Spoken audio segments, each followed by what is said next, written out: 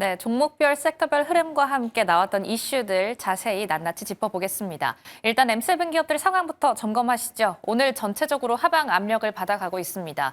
이 안에서 키포인트로 체크해야 할 이슈는 이거일 텐데요.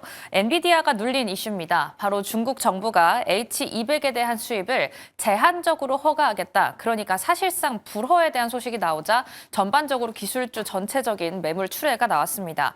오늘 어떻게 기술주가 눌렸는지 그 자세한 이야기는 잠시 뒤 브리핑 통해서 더 자세하게 짚어보도록 할게요. 하나씩 이슈 더 깊게 들어가 보시죠. 먼저 테슬라입니다.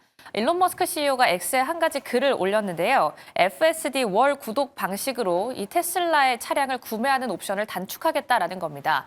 지금 현재 테슬라의 차량을 구매하기 위해서는 $800의 한 차를 아예 구매를 하거나 월 $99를 내면서 구독형으로 이 서비스를 구독할 수 있는데요. 이 두 개 옵션 중에서 한 번에 구매하는 방식을 없애버리겠다라는 겁니다. 테슬라 오늘 하방 압력 받아갑니다. 장중 2%대 낙폭 보였다라는 점도 체크하겠습니다. 마지막으로는 구글입니다. 구글은 자사의 제미나이 앱에 추론 AI 기능을 강화한 개인 인텔리전스를 탑재하겠다라는 이야기가 나왔는데요. 시리와의 경쟁 구도가 이제부터 시작됐다라는 이슈로 풀이되면서 오늘 전체적으로 낙폭을 받아가고 있습니다. 0.1%대 하락하는 흐름 나왔다라는 점도 짚고 갈게요. 그럼 다음 장 통해서 히트맵도 열어보시죠. 전체적인 증시 분위기도 체크해 보겠습니다. 오늘 딱 봐도 한눈에 봐도 기술주가 눌려있다라는 사실을 체크하실 수가 있습니다. 마이크로소프트부터 엔비디아, 아마존과 테슬라 큼직한 빅테크들이 모두 눌린 모습 확인하실 수가 있는데요. 어떤 식으로 어떤 이슈와 함께 눌렸는지는 잠시 뒤 브리핑 통해서 낱낱이 들어가 보도록 하겠습니다. 일단 전기차 업황부터 한 가지 체크해 보시죠. 먼저 샤오펑입니다. 올해 판매 목표를 55만 대에서 60만 대까지 설정하면서 또 한 해의 고성장을 준비하고 있다라는 이야기가 나왔는데요. 간밤 연말 차 구매 효과로 미국의 소매 판매가 견인된 가운데 중고차 업체들의 주가도 엇갈렸습니다. 하지만 샤오펑의 고성장 목표와는 반대로 리비안 같은 경우 급락하는 흐름을 보였는데요. TD 코엔 등에서 UBS에서 중립에서 매도까지 하향 조정하는 매도 리포트가 나왔기 때문이었습니다. 현재 펀더멘털보다는 감정적 요인에 따른 변동이 크다라고 이야기하면서 간밤 리비안의 주가 7%가량 밀려나는 흐름을 보였습니다.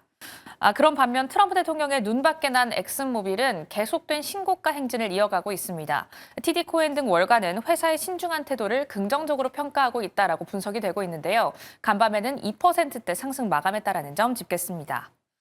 다음으로 비트코인 관련주입니다. 스트레티지는 비트코인이 9만 5천 달러 선을 넘어섰다, 회복했다라는 이슈를 받아내면서 오늘 2%대 강세 보였고요.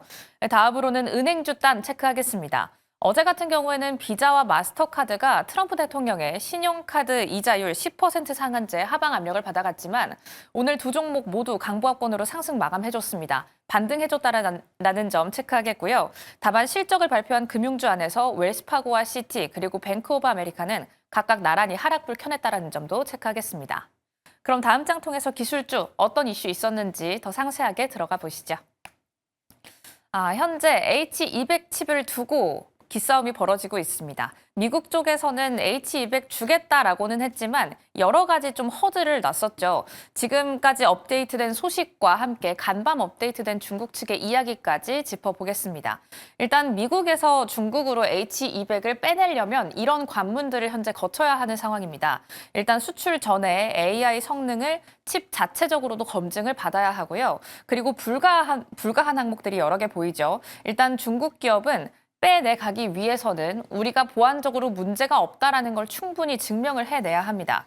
그리고 군사 목적으로는 사용이 불가하고요. 대중 수출량은 미국 내에서 판매하는 미국 기업들에게 판매하는 총량의 50%, 그러니까 반절을 넘어갈 수 없다라는 게 미국 측의 조건입니다. 하지만 간밤 디인포메이션은 이런 보도를 내놨습니다. 미국 쪽에서 그래 줄게, 이 정도는 지켜라라고 줬지만 중국 측이 오히려 선별적으로 받겠다라는 태도를 취하고 있다는 겁니다. 디인포메이션에 따르면 중국이 H200 칩에 대한 구매 승인을 R&D 랩 등 필요한 경우로만 제한해서 받겠다라고 이야기를 하고 있는데요. 다만 이 필요한 경우가 명시적으로 표현이 되어 있지는 않기 때문에 앞으로 미중 갈등이 어떻게 해결되느냐에 따라서 이 필요한 경우는 약간 갈릴 수 있다라고 이야기하고 있습니다. 이런 이슈들을 받아내면서 오늘 기술주는 전반적으로 하방 압력을 받아갑니다. 앞서 체크해보셨던 빅테크들 같은 경우 빨간불을 켜낸 모습 확인하실 수가 있고요. 오늘은 소송이라는 이슈가 전체적으로 기술주의 하방 압력을 더해줬던 이슈가 됐습니다. 오라클 같은 경우 채권 보유자들의 집단적인 소송이 제기되면서 장중 5%대 하락을 보였고요.